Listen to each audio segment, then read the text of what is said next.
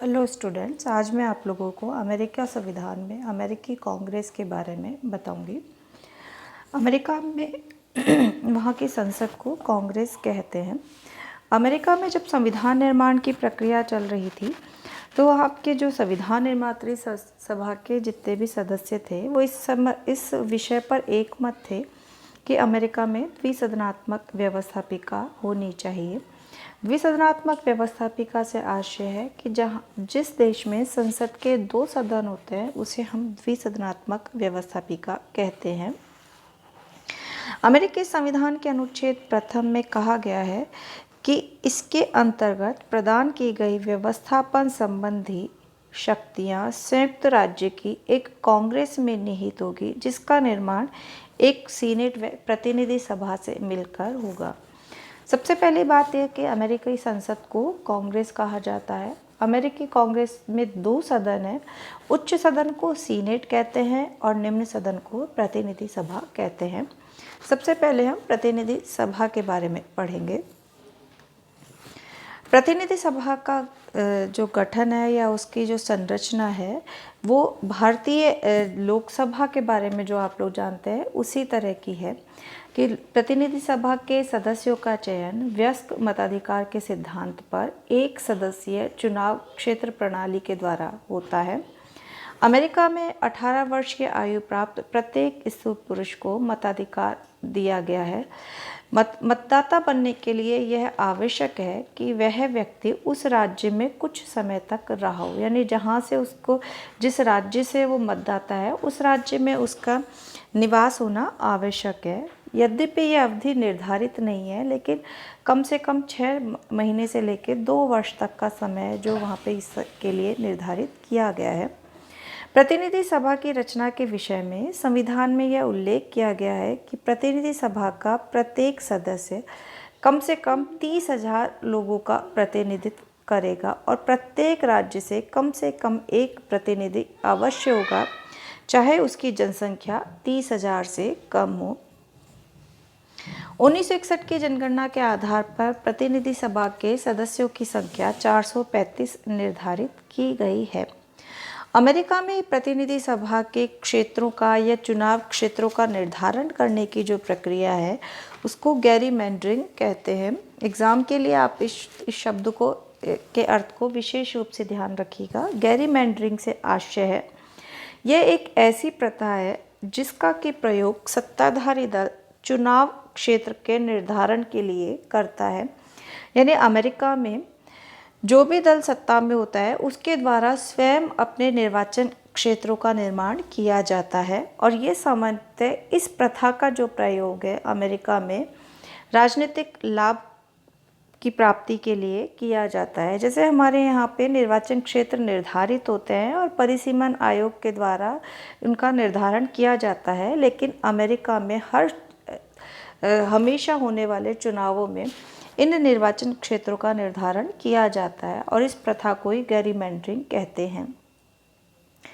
अगला आता है प्रतिनिधि सभा के सदस्यों के लिए योग्यताएं। तो संविधान में प्रतिनिधि सभा के सदस्यों के लिए ये निर्धारित किया गया है कि यानी जो व्यक्ति प्रतिनिधि सभा में सदस्यता प्राप्त करना चाहता है उसके लिए कम से कम वह 25 वर्ष की आयु प्राप्त कर चुका हो, वह कम से कम 7 वर्ष से अमेरिका का नागरिक हो और वह अमेरिका में सैनिक पदाधिकारी नहीं हो और उस राज्य का निवासी हो जिस राज्य से वह चुनाव लड़ रहा है।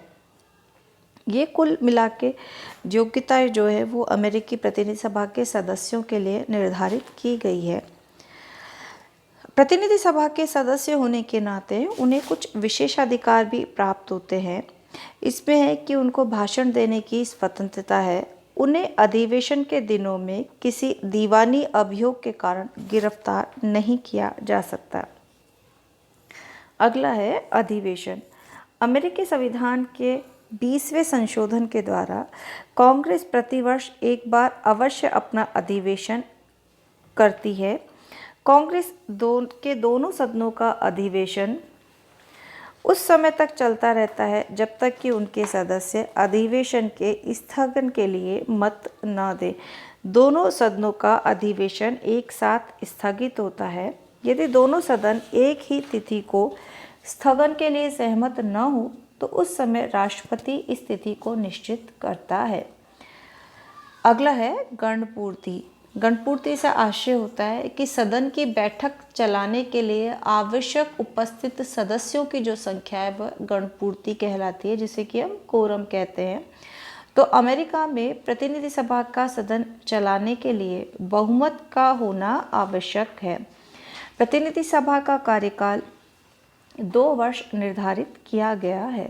अगला आता है प्रतिनिधि सभा के कार्य एवं शक्तियाँ। सबसे पहला है अमेरिका में प्रतिनिधि सदन निम्न सदन है, लेकिन इसकी शक्तियाँ का स्वरूप या इसकी शक्तियों का क्षेत्र इतना व्यापक नहीं है जितना कि सीनेट का है।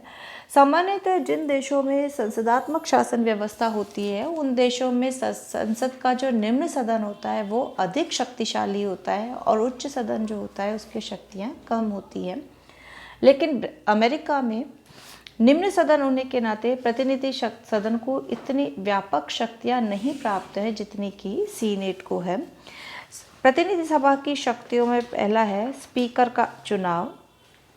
स्पीकर सदन की बैठकों की अध्यक्षता करने वाला जो व्यक्ति होता है उसको स्पीकर कहते हैं।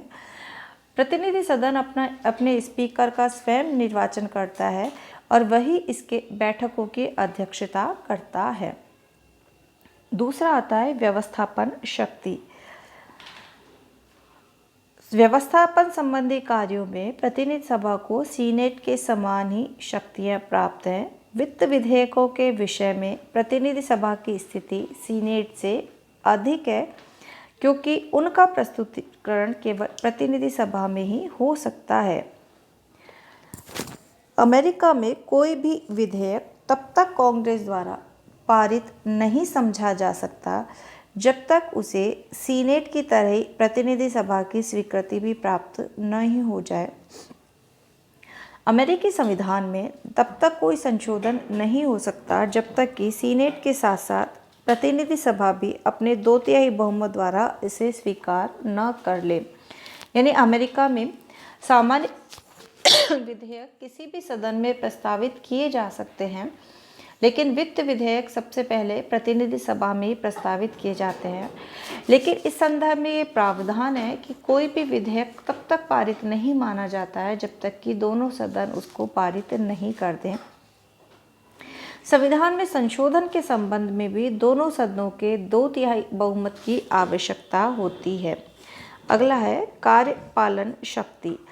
सीनेट की तुलना में प्रतिनिधि सभा की कार्यपालिका शक्तियाँ नगण्य हैं।